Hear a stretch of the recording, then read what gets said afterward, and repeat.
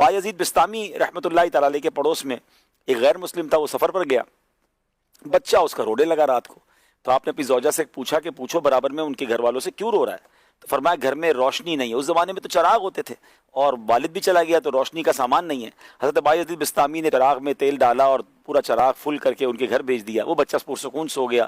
ایک دن، 2 دن، 3 دن، جب وہ پڑوسی واپس آیا تو اس کی زوجہ نے بتایا کہ برابر سے بایزید بستامی بچے کے رونے کی وجہ سے روزانہ چراغ بھیجتے تھے، تو فرمایا جب چراغ کا نور ہمارے گھر میں آ ہی گیا ہے تو چلو پھر اسلام کا نور بھی لے لیتے ہیں، اور وہ کلمہ پڑھ کر مسلمان ہو گئے۔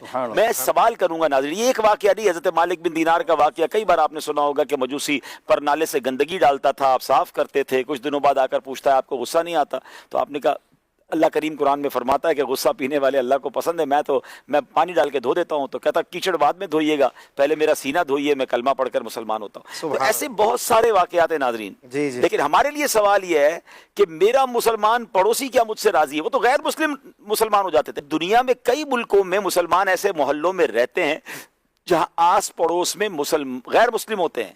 اب آپ تو ریپرزنٹیٹیو ہو گئے نا اسلام کے، آپ تو نمائندے بن گئے کہ آپ کے اخلاق کو دیکھ کر کیا وہ مسلمان ہو رہے ہیں یا آپ کے اخلاق کو دیکھ کر کم از کم یہ کہہ رہے ہیں کہ یہ ہوتا ہے پڑوسی، یہ مسلمان پڑوسی کا ہمیں فائدہ ہے۔ کہیں ایسا نہ ہو کہ مسلمان پڑوسی سے غیر مسلم اور دور ہو جائے اسلام سے۔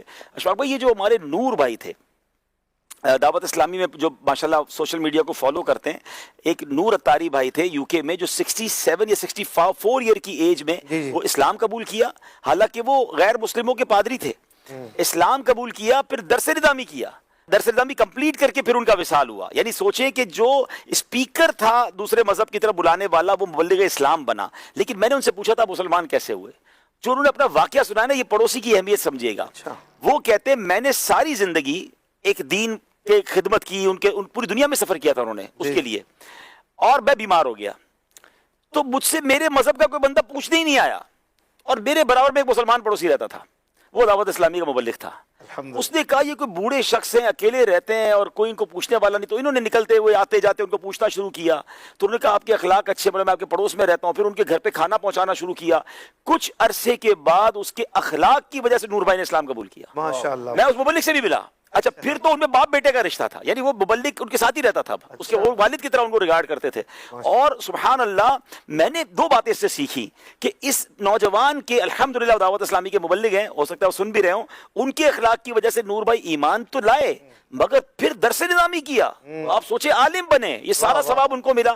لیکن یہاں میرے پاس ایک اور میسج یہ ہے کہ اگر ہم اپنے بزرگوں کو، ہم اپنے مسلمان پڑوسیوں کو نہیں پوچھیں گے تو وہ بندہ اپنے لوگوں کے نہ پوچھنے کی وجہ سے متنفر ہو کر اسلام قبول کیا، کہیں ہمارا کوئی مسلمان بھائی کو اگر اس طرح کوئی دوسرا چانس مل گیا تو اس کے ایمان کا کیا ہوگا؟ اچھا، بعض اوقات کیا ہوتا ہے، ہم کہتے ہیں پڑوسی کا مسئلہ اتنا بڑا ہے میں تو حل ہی نہیں کر سکتا، وہ مقروض ہو گیا، میں پیسے تو نہیں ہے میرے پاس۔